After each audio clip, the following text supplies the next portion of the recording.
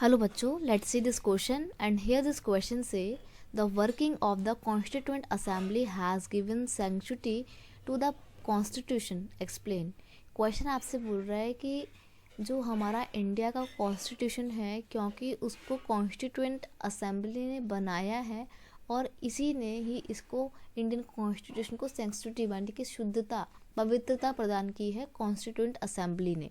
ठीक है, तो हम यहाँ पे ये बात जानेंगे कि कॉन्स्टिट्यूएंट असेंबली ने कैसे कैसे काम किया और जिस तरीके से उसने काम किया है उस काम ने इंडियन कॉन्स्टिट्यूशन को एक पवित्र कॉन्स्टिट्यूशन बनाया है। तो हम कॉन्स्टिट्यूएंट असेंबली की काम बात करेंगे। क्वेश्चन का की कॉन्सेप्ट है कॉन्स्टिट्यूएंट असेंबली, संविधान सभा जिसने हमारे संविधान को बनाया था।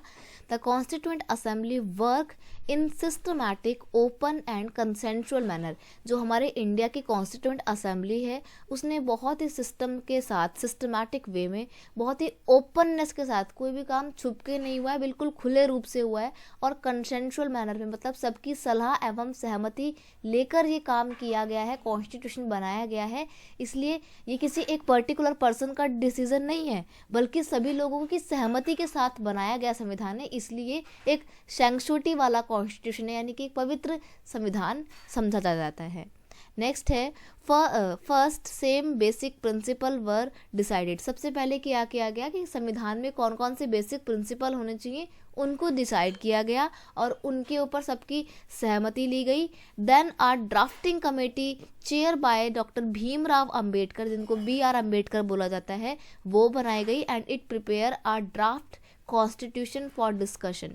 यानी कि देखो पहले प्रिंसिपल डिसाइड किए गए कि हमारा संविधान जो भी होगा उसमें क्या क्या प्रिंसिपल होंगे, किन सिद्धांतों के ऊपर वो संविधान बनेगा।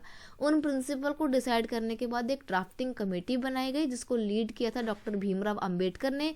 उस ड्राफ्टिंग कमेटी ने एक कॉन्स्टिट्यूशन का रफली ड्राफ्ट तैयार किया और उस रफली ड्राफ्ट पर डिस्कशन हुआ फिर। ठीक है, several round of thought discussion took place और फिर उस वही जो ड्राफ्ट बनाया गया था उसके ऊपर सबकी डिबेट हुई, सबके ऊपर उसके ऊपर डिस्कशन किया गया। बहुत ही लंबे समय तक ये राउंड चलता रहा। मोर देन 2000 अमेंडमेंट वर कंसीडर्ड। अब जब ड्राफ्ट तैयार कर लिया गया उसके ऊपर डिबेट हो रही थी, डिस्कशन हो रहा था, तो उसी दौरान 2000 अमेंडमेंट फिर उसमें स्वीकार भी किए जाते हैं, यानी कि 2000 चेंजेस जो है संविधान में एक्सेप्ट किए जाते हैं। Every document presented and every word spoken in the constituent assembly.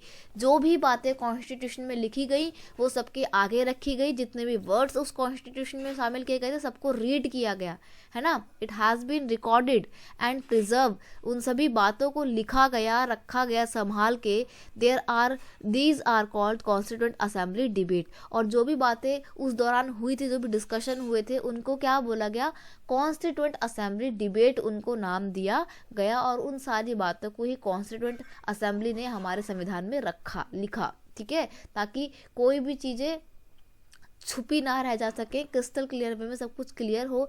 इसे ही बोला गया सैंक्टिटी ऑफ द कॉन्स्टिट्यूशन, संविधान की पवित्रता जो कि कॉन्स्टिट्यूएंट असेंबली ने उस पूरे टाइम पे बनाए रखी जब संविधान तैयार किया जा रहा था। और संविधान को बनाने में कितना समय लगा था, तो आप लिख सकते हो 2 ईयर्स का, 2 ईयर्स 11 डेज और 2 ईयर्स 11 मंथ है ये। ओके, मैं लिखती हूँ बार से, वेट। 2 ईयर्स 11 मंथ 18 डेज, ये पूरा टाइम लगा था हमारे संविधान को बनके तैयार होने में। इस तरीके से हमारा कॉन्स्टिट्यूशन बनाया गया। I hope you understand it well. Best of luck.